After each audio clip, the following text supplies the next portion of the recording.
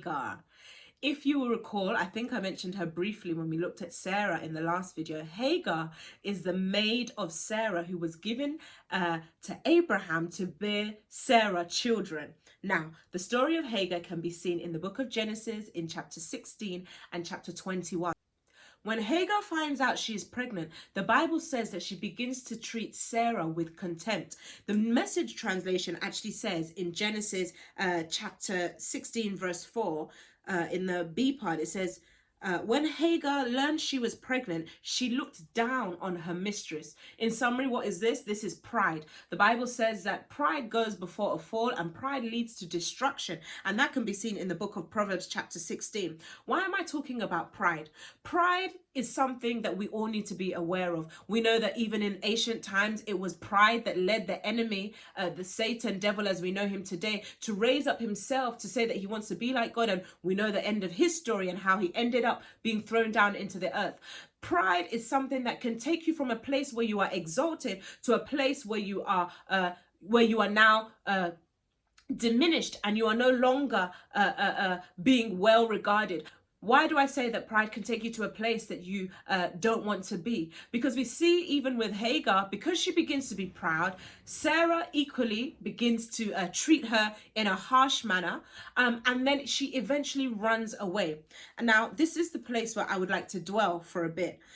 The Bible says that she runs away, and in Genesis chapter 16 verse 18, she's now found in the wilderness, and the angel of the Lord comes to Hagar while she's crying, and he says, Hagar, Sarah's maid, where have you come from and where are you going? She said, I am fleeing from the presence of my mistress, Sarah. Fair enough, Sarah treated her badly, but here she's now in the wilderness alone, without any food, without any water, without any family, with no one to look after her, no friends or anybody. She's in the wilderness on her own. I can imagine that being a scary place, an uncertain place, a place that, to be quite frank, none of us would want to be. But I love the question that the angel asks her. Of course, the angel already knows what's happened, but he asks her this question so that she can reflect. And I want to put that to you. I think that we as women need to take ourselves away and reflect sometimes. Sometimes we need to pause. The Bible says, it says, where are you coming from and where are you going? We need to ask ourselves, okay, Benedicta, where am I coming from? What has led me to be where I am now? And where am I going? Don't get me wrong, when we reflect, we will definitely see that maybe there might have been some places and in some ways that we were treated unfairly. For example, with Hagar, she was treated unfairly by Sarah. But there's also a place of taking responsibility for whatever actions would have led her to that place. And we need to do that sometimes as well. Hagar was proud, and that was what led to her being treated the way she was being treated by Sarah, her mistress. And now she's in the wilderness on her own, without any food, without any water. If we reflect, we will then be able to not just see where we're coming from and what has led to where we are now, but actually, remember the angel says, where are you going? It's a question that we can ask ourselves. Okay, I've acknowledged that I shouldn't have done this. I've acknowledged that this person did me wrong. I've acknowledged that, this whole situation is unfair, but you know what? I'm here now. I'm here now, but where am I going? Where do I want to get to? What do I want my future to look like? Does my future need to look like my past? Does it need to look like where I am right now? Or can I fashion a new future for myself? With our agreement with God, we can come together and we can create and form and fashion a new future that is more beautiful and more glorious than the future and than the experiences that we have experienced before. Now, many of us will not like this next version. I can imagine in this day and age. The Bible says that after she had answered as to, what had happened when she said that, I'm running away because of my mistress, the Bible says that the angel says to her in verse 9, return to your mistress and submit yourself under her hand. Now that is a tough pill to swallow. When you know that you are being treated unfairly, when you know that it's not your fault, and at the end of the day, Hagar was a slave, right? She didn't have much choice. And now the angel is saying to her, go back and submit yourself under her hand. Imagine you running away from the person that is treating you badly, and God or the angel is saying to you, go back. We might not like this, but sometimes it's the way that God works. Sometimes it's the thing that God asks us to do. The Bible says that when the angel says to her, go and submit, he goes on even in verse 10 to say, and the angel of the Lord said to her, I will multiply your descendants exceedingly, so that they shall not be counted for multitude. Now, why is this important? Because the instruction to submit comes with a promise. We talked about God being a covenant keeping God before. When God asks us to do something, he's not just asking us to do it for the sake of it. If we read the book of James, chapter 4, verse 7, it says, therefore submit to God, resist the devil and he will flee from you. Draw near to God and he will draw near to you. Cleanse your hands, you sinners, and purify your hearts, you double-minded. Lament and mourn and weep. Let your laughter be turned into mourning and your joy to gloom. Humble yourself in the sight of the Lord and he will lift you up. Now, the question is, are we willing to pay the price of submission for the promise?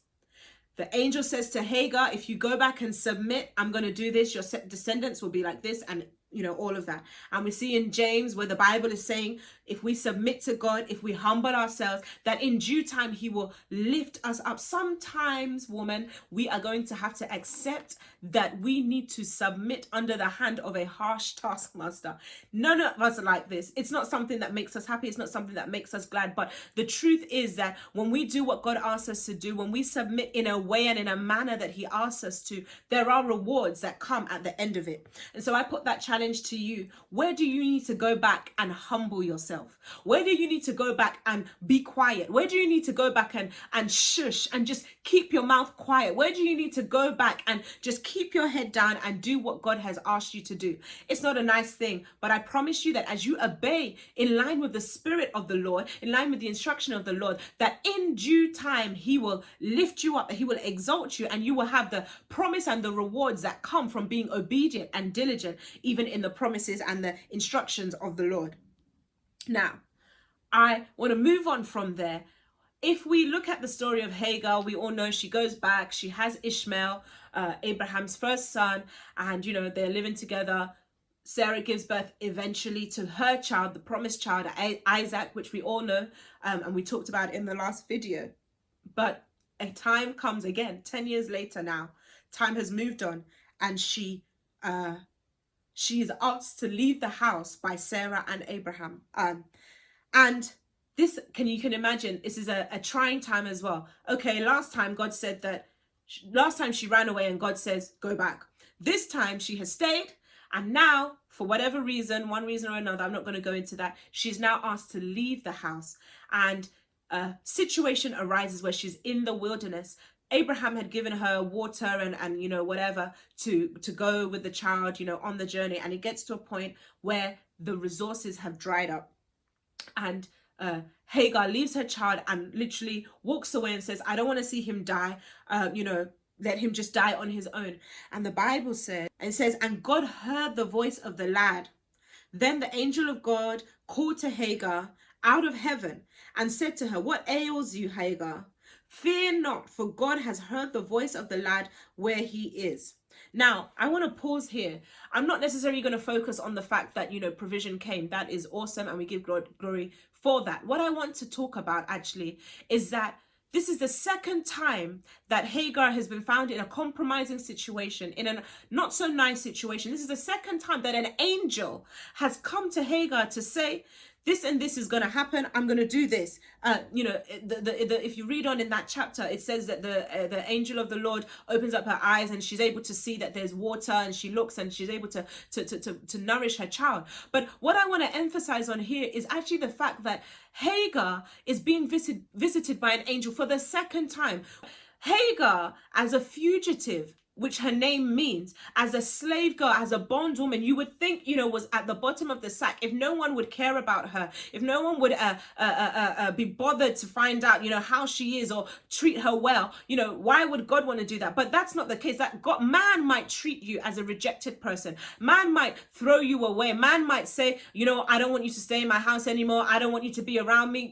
Go away, find your own way. Man might leave you to be in the wilderness, to die, to perish. But God considers Hagar a woman worthy to Hagar, and not just Hagar, but her son, worthy enough to come and provide provision for the lad and for herself. Now, this is something that is so important as women. And I want to say to you, woman, that you are not what you have been through. Hagar was a slave. She was rejected. She was the bottom of the lineage. Hagar was used for her mistress's purpose. She was used just to be a means to an end. But you might find that you have been treated in a similar way, in a similar fashion. But you are not what you have been through. You are not what your name says. You are a child of God. You are a woman of God. And God is concerned about you. He's concerned about your welfare. He's not just concerned about your welfare. He's concerned about what you are carrying. He's concerned about the children that he's given you to raise. He's concerned about the assignment that he's put on your life. He's concerned about all of the things that pertain to your life. And I pray for every single woman out there who might find herself in a wilderness, who might be asking herself, how did I get here? Who is feeling like life has treated her badly, who feels like, yes, maybe she made some mistakes, but it's not enough for her to be in this circumstances. When will things be better? I pray for you right now, and I say that the wilderness of your life will not consume you. I say that the promises and the purpose, the plan of God in your life will sustain you. That even where you need provision, that God will provide for you. The way you need strengthening, that God will strengthen you. Where you need healing, that God will heal you. I pray that every way and in every manner that you need God to open up his heavens and pour you out a blessing, that he would indeed do that for you. I say you will not be consumed in this wilderness. You will not be consumed by the challenges. You will not be consumed by the hardships of life. You will not be consumed because of whatever name it was that they gave you. You will not be consumed because of the things that happened to you or that were done to you. I say that God sees you. God sees you. He sees your heart. He sees your life. He sees what it is that you have been through, and he is willing and able to compensate and repay and give you even a greater promise than the negative things that happened to your life. And so I'm going to leave it there with that word. And I just say right now that may the Lord bless you. May he keep you. May he cause his face to shine on you. As a woman on purpose, may you be victorious all your days. May your seed bruise the head of the enemy. I say, I will talk to you next time. Have a good and wonderful day.